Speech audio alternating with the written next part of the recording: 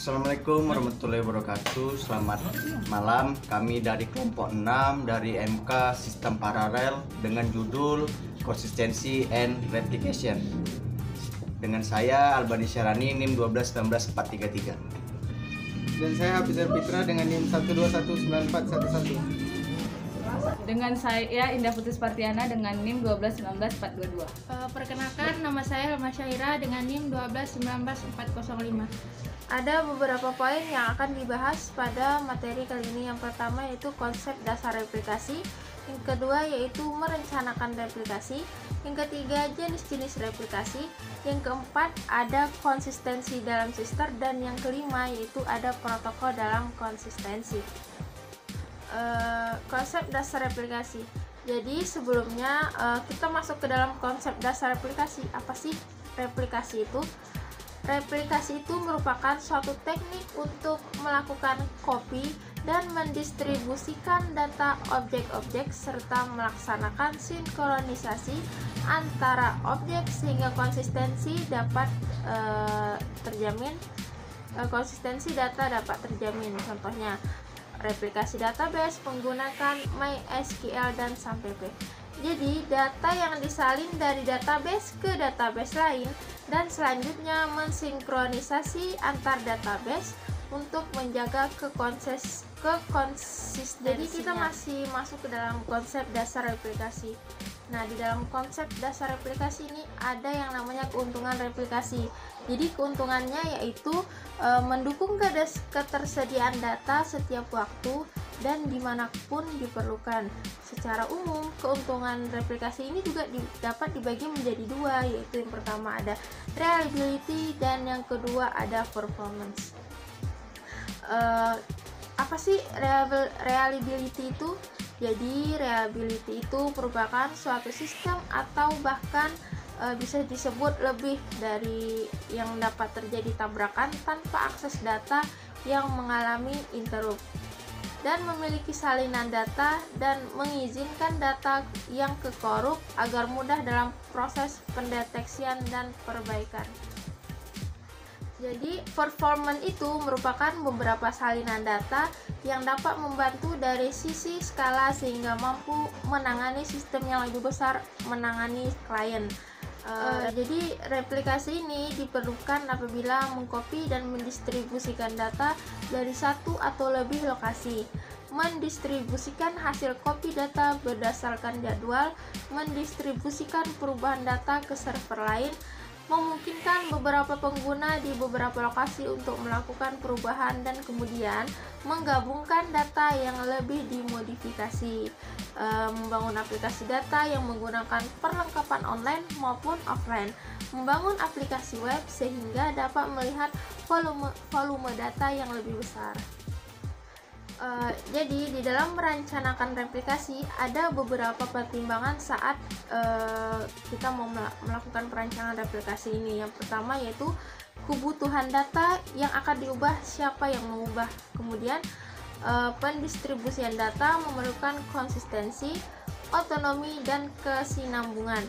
Kelengkapan replikasi yang meliputi kebutuhan user, infrastruktur, teknik, jaringan, dan keamanan, serta karakteristik data. Ada jenis replikasi yang dan pilihannya, kemudian topologi replikasi, dan bagaimana mewujudkan agar sesuai dengan jenis replikasi. Baik, selanjutnya saya akan menjelaskan tentang jenis-jenis replikasi. Jenis-jenis replikasi itu salah satunya yang pertama ada snapshot replication. Snapshot replication ini mendistribusikan data yang dapat dilihat pada saat tertentu tanpa melakukan update. Biasanya digunakan pada saat memerlukan tampilan data atau read only seperti daftar harga, katalog, data yang digunakan untuk pengambilan keputusan. Replikasi snapshot ini membantu pada saat data sebagian besar statis dan data tidak sering berubah. Dapat menerima copy data yang telah melewati batas waktu yang ditentukan, datanya sedikit. Yang kedua ada transactional replication, yaitu replikasi memelihara kekonsistensian transaksi yang terjadi. Yang ketiga ada merge replication, yaitu memungkinkan pengguna bekerja dan merubah data sesuai dengan wewenangnya. Pada saat server tidak dikoneksikan ke seluruh lokasi dalam topologi, replikasi merubah ke nilai data yang sama. Selanjutnya di sini saya akan menjelaskan tentang konsistensi dalam sistem. Yang pertama itu adalah konsistensi semantik. Konsistensi semantik yaitu menunjukkan karakteristik sistem yang memspesifikasi semantik dari penggunaan ganda yang mengakses berkas yang sama secara simultan.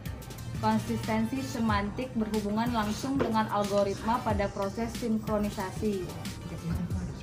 Beberapa contoh paling penting konsistensi semantik adalah yang pertama, Unix semantics, yaitu apa yang ditulis pengguna pada sebuah open berkas dapat dilihat pengguna lain yang juga sedang membuka berkas yang sama. Sharing memungkinkan pengguna untuk berbagi pointer.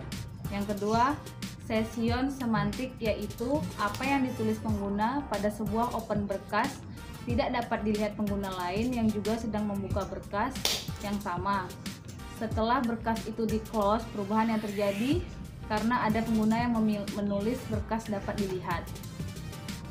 Yang ketiga, immutable source file semantik, yaitu sebuah immutable berkas tidak dapat dimodifikasi. Walaupun beberapa pengguna mengakses immutable file, isi berkas tidak dapat diubah. Protokol pada konsistensi digunakan untuk menguraikan lebih dalam mengenai model konsistensi. Ada 3 protokol, yaitu yang pertama primary based protocol, yaitu suatu koordinator primer dipilih untuk mengendalikan replikasi lintas banyak replika. Yang kedua, replicates wide protocol, yaitu banyak replika berkoordinasi untuk menyediakan jaminan konsistensi.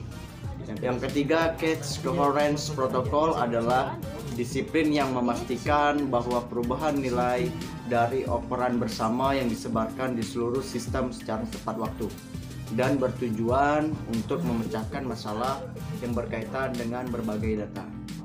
Sekian dari kelompok kami. Jika ada kata-kata yang salah, kami mohon maaf. Wabillahi taufiq wal hidayah. Wassalamualaikum warahmatullahi wabarakatuh.